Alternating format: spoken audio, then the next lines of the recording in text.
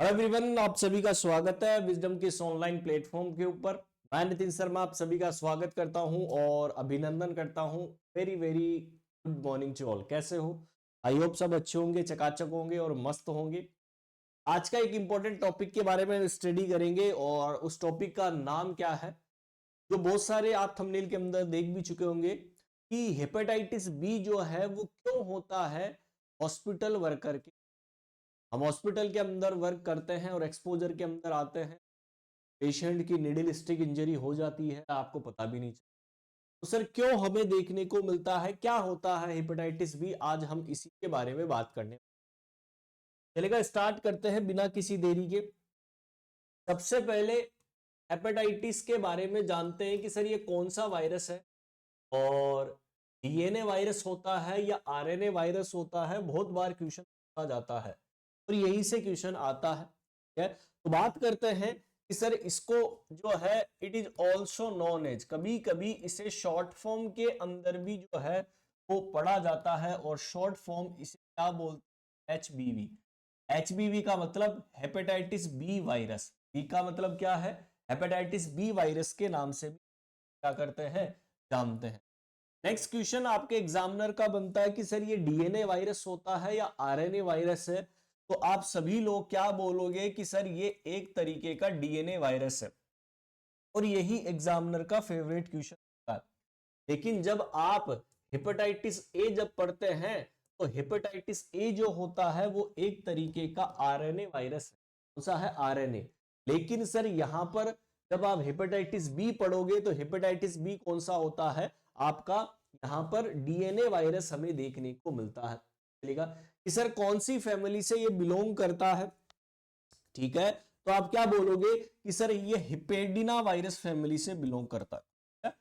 हिपेडिना virus family से हिपेडिना virus family से क्या करता है? बिलोंग करता है। इसका घर कौन सा है? हिपेडिना वायरस फैमिली का होता है। क्लियर है? चलेगा कि सर जब हम इस वायरस को देखते हैं तो इसके अंदर दो तरीके की परत पाई जाती है, इसीलिए इसे बोलते हैं डबल शेल्ड वायरस। क्या बोलते हैं इसे? किस नाम से जानते हैं?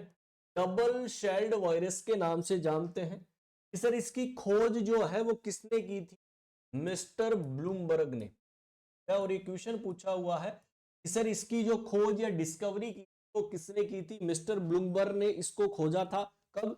सन 1963 के अंदर, 19 के अंदर। मिस्टर ब्लूमबर्ग कौन थे? मिस्टर ब्लूमबर्ग ने इसको क्या किया था? डिस्कवरी की थी। कब? सन 1963 के अंदर। और बोलते हैं कि सर यहां पर कौन से पार्टिकल्स के अंदर ये वाला वायरस जो है वो रेप्लिकेशन करता है। रेप्लिकेशन का मतलब कॉपी करता है। आप बोल दोगे डेंस पार्टिकल्स में रेप्लिकेशन करता है। अच्छा, रेप्लिकेशन का मतलब आप सभी लोग जानते हैं। ठीक है, कॉपी करना, क्या बोलते हैं आपने? कॉपी करना, सेम। ठीक है, कि यदि आपको पूछा जाए कि कौन से पार्टिकल्स में ये रेप्लिकेशन करता है, आप बोलोगे डेंस पार्टिकल के अंदर क्या करता है? रेप्लिकेशन करने का काम करता है। फिर आता है सर इसका इंक्यूबेशन पीरियड हमें कितना देखने का है?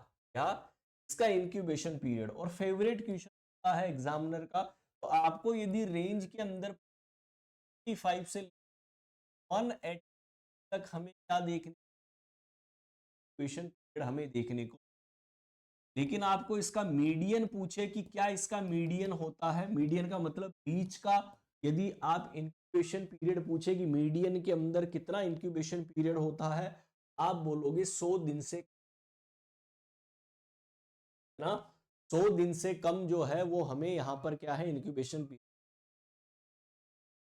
नेक्स्ट सर ये बीमारी जो होती है किस तरीके से ट्रांसमिशन होता है? बोले तो मोड ऑफ ट्रांसमिशन। सभी जानते हैं कि ये वाली जितनी भी बीमारी है हेपेटाइटिस बी, और ये कैसे फैलती है? Very very important sir, sexual contact से फैलती है। सबसे पहला कारण क्या होता है? सेक्सुअली कांटेक्ट बनाना। और सेक्सुअली कांटेक्ट जो है वो भी बेसिकली दो तरीके का होता है, होमोसेक्सुअल और हेटेरोसेक्सुअल। और ये हेपेटाइटिस बी जो होता है वो हेटेरोसेक्सुअल। हेटेरोसेक्सुअल का मतलब क्या है? यदि मेल एंड फीमेल के बीच होना है, यदि मेल और फीमेल के बीच में यदि सेक्सुअल है तो इसे बोलते हैं हेटेरोसेक्सुअल। सेक्सुअल कांटेक्ट के द्वारा जो है हेपेटाइटिस बी क्या होता है, फैलता है। नेक्स्ट सर, पेरेंटल रूट से भी फैलता है। अच्छा, पेरेंटल रूट का मतलब कि आप जो है इंजेक्शन वगैरह यूज करते हैं, बार बार एक ही इंजेक्शन को बार बार आप अलग अलग के अंदर यूज में कर रहे हैं, तो उस कंडीशन के अंदर भी आपको चांसेस देखने को। नेक्स्ट नेक्स्ट सर, और कैसे फैल सकता है, पेरीनेटल। पेरीनेटल ट्रांसमिशन, पेरीनेटल का मतलब क्या है कि जो 28 वीक की प्रेगनेंसी होती है, 28 वीक प्रेगनेंसी से लेकर 7 डेज, ठीक है, आफ्टर 7 डेज आफ्टर बर्थ है, 7 दिन तक का जो पीरियड, यानी कि 28 वीक से लेकर जो 7 दिन जन्म के होते हैं, वो वाला पीरियड क्या कहलाता है, पेरीनेटल पीरियड। और पेरीनेटल पीरियड के अंदर भी फैलती है। एग्जामिनर का फेवरेट क्वेश्चन पूछा जाता है कि सर एक कारण और हमें देखने को मिलता है, सभी लोगों ने पढ़ा होगा ब्लड ट्रांसफ्यूजन। क्या है, ब्लड ट्रांसफ्यूजन। देखो, ब्लड ट्रांसफ्यूजन के ऊपर बहुत बार क्वेश्चन पूछा जाता है। दो तरीके के क्वेश्चन यहां से बनते हैं कि सर ब्लड ट्रांसफ्यूजन एक तो होता है ड्यूरिंग और एक होता है आफ्टर। जब आप ब्लड चढ़ा रहे थे तब सर कौन सा जो है हेपेटाइटिस होता है, ड्यूरिंग, और एक बोलता है आफ्टर। तो दो क्वेश्चन यहां से इंपॉर्टेंट है दोस्तों। क्या है कि ड्यूरिंग बीटी पूछा जाए कि ड्यूरिंग बीटी जो है वो कौन सा हेपेटाइटिस होता है। एक क्वेश्चन पूछा जाता है आफ्टर ब्लड ट्रांसफ्यूजन जो है वो कौन सा हेपेटाइटिस होता है। दोनों ही इंपॉर्टेंट क्वेश्चन है। ड्यूरिंग की बात करेंगे तो हेपेटाइटिस बी जो होता है वो ड्यूरिंग ब्लड ट्रांसफ्यूजन होता है, और हेपेटाइटिस सी ब्लड चढ़ाने के बाद होता है, इसीलिए इसे क्या बोलते हैं, post transfusional hepatitis. Hepatitis C को क्या बोलते हैं, पोस्ट ट्रांसफ्यूजनल हेपेटाइटिस। क्या बोलते हैं, पोस्ट ट्रांसफ्यूजनल हेपेटाइटिस के नाम से जानते हैं। और ये बहुत बार क्वेश्चन आपके एग्जाम का हुआ है, मेरे हिसाब से क्लियर है। तो इसका मतलब ये वाली जो हेपेटाइटिस बी वायरस है ये कैसे फैलता है, ड्यूरिंग बीटी। जब हम यहां पर ब्लड ट्रांसफ्यूजन कर रहे हैं उस टाइम होने के चांसेस कौन से होते हैं, हेपेटाइटिस बी के होते हैं। क्लियर है सर। हेपेटाइटिस बी को और किस नाम से जानते हैं, यहां पर ही लिख लेना। हेपेटाइटिस बी को और किस नाम से जानते हैं, इसे ही बोलते हैं सीरम हेपेटाइटिस। अच्छा, सीरम का मतलब क्या होता है, ब्लड। ठीक है, सीरम का मतलब क्या होता है, ब्लड। और बोले तो सर ब्लड की फैल रही है, क्योंकि हम हॉस्पिटल्स के अंदर काम कर रहे थे, हेपेटाइटिस बी का पेशेंट था, उसकी केयर प्रोवाइड करवा रहे थे, ब्लड शुगर कर रहे थे और उसकी निडल हमें लग गई, का मतलब हम भी अफेक्टेड हो गए। तो सर यहां पर पेरेंटल रूट से भी फैल सकता है। तो यदि आपको एग्जाम के अंदर क्वेश्चन पूछ ले कि सर ऐसे कौन कौन से हाई रिस्क ग्रुप है, यदि आपको एग्जाम के अंदर क्वेश्चन पूछे कि सर ऐसे कौन कौन से हाई रिस्क ग्रुप है जिसके अंदर हमें मैक्सिमम तौर पर जो है हमें देखने को मिलता है, तो हाई रिस्क ग्रुप के अंदर कौन कौन आता है, सबसे पहले जितने भी हेल्थ वर्कर हैं, ठीक है, वो सभी लोग यहाँ पर हाई रिस्क ग्रुप के अंदर इंक्लूडेड किए जाते हैं। कॉमर्शियल सेक्स वर्कर है, जो सेक्स वर्कर का काम करते हैं कॉमर्शियली, ठीक है, उनके अंदर भी जो है ये वाली बीमारी हमें देखने को मिलती है।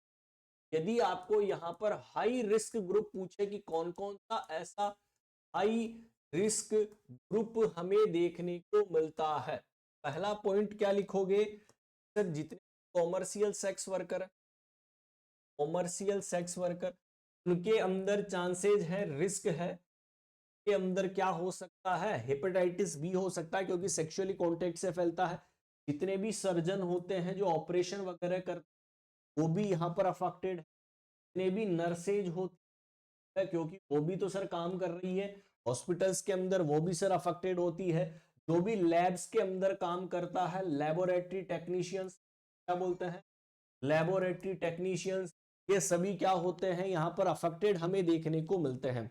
यदि बच्चे का जन्म हुआ है, ठीक है, जिसे क्या बोल सकते हैं, अरे infant with hepatitis B virus mother, ठीक है, अरे क्या हो सकता है, क्या बच्चे का जो जन्म हुआ है infant with hepatitis B mother, already उस माता जी हेपेटाइटिस बी वायरस से ग्रसित है, तो उसका बच्चा भी रिस्क के अंदर है, उसके अंदर भी हेपेटाइटिस हो सकता है।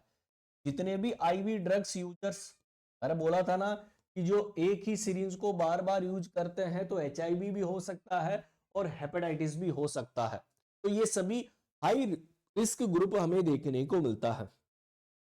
यदि जिसके अंदर हेपेटाइटिस हो जाता है तो पेशेंट क्या होता है, रिकवर कर जाता है हेपेटाइटिस बी से, उसके अंदर कभी भी दोबारा लाइफ के अंदर हेपेटाइटिस बी जो है वो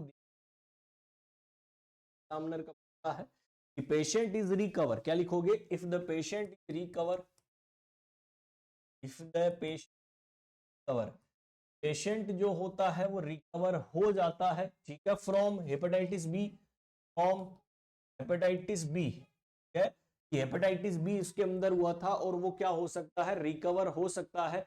it will never, it will never, अब अच्छा उसके अंदर जो है वो कभी भी देखने को नहीं मिलेगा, ठीक है, be again hepatitis B infection, ठीक है, यदि उसके अंदर एक बार हो गया इन्फेक्शन, दोबारा उसके अंदर हमें देखने को नहीं मिलेगा। That clear? आप सभी के सामने यहां पर ऑप्शन दिए गए हैं कि पेशेंट्स के अंदर यदि एक बार हेपेटाइटिस बी हो गया तो दोबारा आपको देखने को नहीं मिलेगा। एक छोटा सा टॉपिक जो है वो एग्जाम के अंदर बनता है जिसके बारे में हमने बात किया, hepatitis B virus. I hope आप सभी को ये टॉपिक समझ में आ गया होगा। आ गया है तो